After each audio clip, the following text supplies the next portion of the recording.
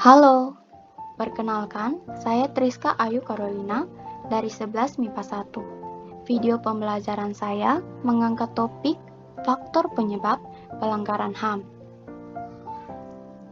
Faktor yang pertama adalah faktor internal. Faktor internal adalah dorongan untuk melakukan pelanggaran HAM yang berasal dari diri pelaku pelanggar HAM. Contohnya, sikap egois. Sikap ini akan menyebabkan seseorang untuk selalu menuntut haknya, sementara kewajibannya sering diabaikan. Seseorang yang mempunyai sikap seperti ini akan menghalalkan segala cara agar haknya dapat terpenuhi, meskipun caranya tersebut dapat melanggar hak orang lain. Yang kedua, rendahnya kesadaran HAM. Hal ini akan menyebabkan pelaku pelanggaran HAM berbuat seenaknya. Pelaku tidak mau tahu bahwa orang lain pun mempunyai hak asasi yang harus dihormati.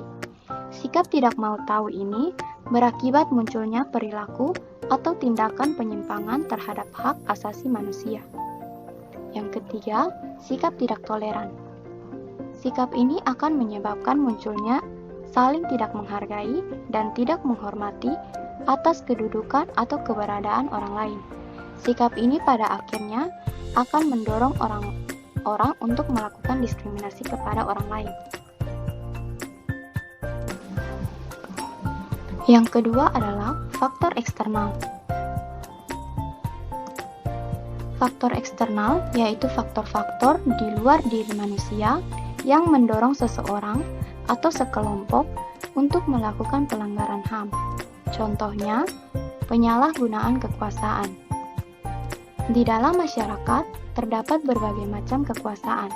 Kekuasaan ini tidak hanya menunjuk pada kekuasaan pemerintah, tetapi juga bentuk-bentuk kekuasaan lain. Salah satu contohnya adalah kekuasaan di dalam perusahaan. Para pengusaha yang tidak memperdulikan hak buruhnya jelas melanggar hak asasi manusia. Oleh karena itu, setiap penyalahgunaan kekuasaan mendorong timbulnya pelanggaran HAM. Yang kedua, ketidaktegasan aparat hukum. Penyelesaian kasus pelanggaran HAM yang tidak tuntas akan menjadi pemicu bagi munculnya kasus-kasus lain. Para pelaku pelanggaran HAM tidak akan merasa jera karena mereka tidak menerima sanksi yang tegas atas perbuatannya itu. Selain hal tersebut, aparat penegak hukum yang bertindak sewenang-wenang juga dapat dikategorikan sebagai bentuk pelanggaran HAM. Yang ketiga adalah penyalahgunaan teknologi. Kemajuan teknologi dapat memberikan pengaruh yang positif, tetapi juga bisa memberikan pengaruh negatif, bahkan dapat memicu timbulnya kejahatan. Kalian tentunya pernah mendengar terjadinya kasus penculikan yang berawal dari pertemanan dalam jejaring sosial. Kasus tersebut menjadi bukti apabila pemanfaatan teknologi tidak sesuai aturan.